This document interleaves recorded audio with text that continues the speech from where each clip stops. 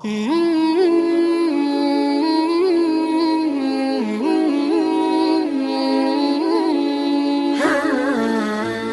berikutnya Ustadz. Baru-baru ini terjadi pembubaran kajian Ustadz dan penolakan dakwah dari salah satu asatis di salah satu daerah oleh sebuah ormas.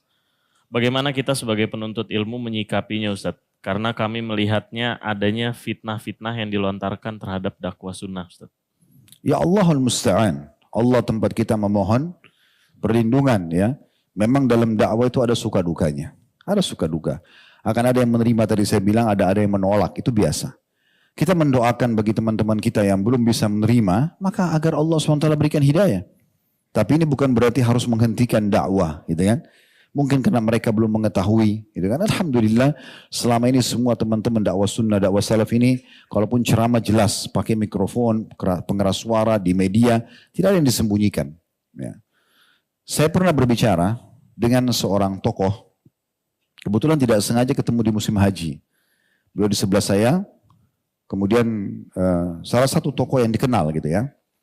Kemudian beliau mengatakan setelah salaman nama saya, habis sholat subuh lalu dia bilang, kenapa Ustadz Khalid teman-teman salafi atau teman-teman sunnah ini suka sekali menyalah-nyalahkan ibadah kami. Dan seterusnya dia sebutkanlah beberapa syubhat-syubhat yang disampaikan tapi intinya merasa terganggu dengan dakwah ini. Setelah selesai belum menyampaikan semua, terus saya mengatakan, antum sudah selesai? Dia bilang iya. Terus saya bilang, antum izinkan saya untuk menjawab ini? Dia bilang, ya silakan. Saya bilang yang pertama, bisa antum cari siapapun di antara ustadz yang dikatakan salafi atau sunnah, ya yang biasa mengatakan atau dikatakan dakwah salaf itu, yang coba membawa masa memberhentikan amalia antum. Coba datangkan satu contoh saja. Kami juga punya masa di pengajian, datang ribuan orang dengar. Tapi belum pernah kami datangkan masa untuk memberhentikan amalia yang antum lakukan di masjid antum, di pesantren antum, di rumah antum, tidak pernah. Yang terjadi adalah di majelis kami, kalau ditanya, apa hukumnya maulid, apa hukumnya tahlilan, apa hukumnya begini dan begitu, kami jelaskan sesuai apa yang kami ketahui. Karena ditanya, tidak ada tablik akbar khusus bahas masalah ini, tetapi hanya ditanya, kami jelaskan sesuai yang kami fahami.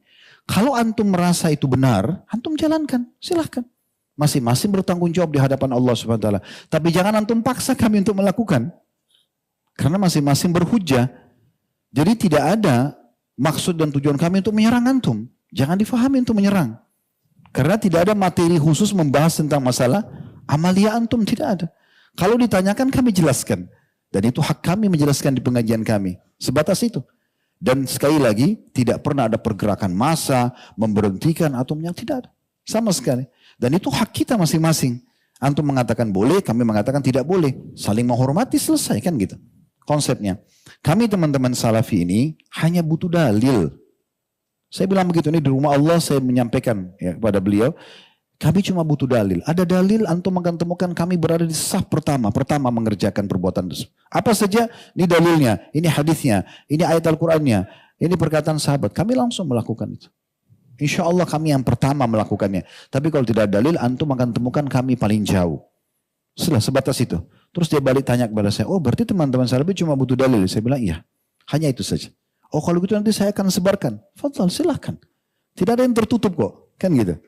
Jadi sebenarnya tidak perlu ada pemberhentian, merasa terganggu karena orang masing-masing menyampaikan pendapatnya. Ya, ini saya bicara secara global. Alhamdulillah pengajian kita berjalan di masjid-masjid ini sudah tahunan, bukan 1-2 kali. Alhamdulillah kita selalu sampaikan kalau Allah, kalau Rasul, dan tidak ada penyebutan nama, tidak ada nama penyebutan organisasi, ya, tidak pernah kita sakitin siapapun. Tapi kalau ditanya tentang hukum kita jelaskan. Nah ini hukum yang kita ketahui kan gitu. Masing-masing boleh menyampaikan. Allahu a'lam. Jadi kedepannya saya berharap mudah-mudahan tidak terjadi lagi hal-hal yang seperti ini. Kalau ada yang dirasa dari penyampaian salah satu da'i, siapapun dia di negara kita ini, yang kemudian dianggap penyampaian itu kurang pas, oke, dipanggil, diajak dialog, diziarahi, ya.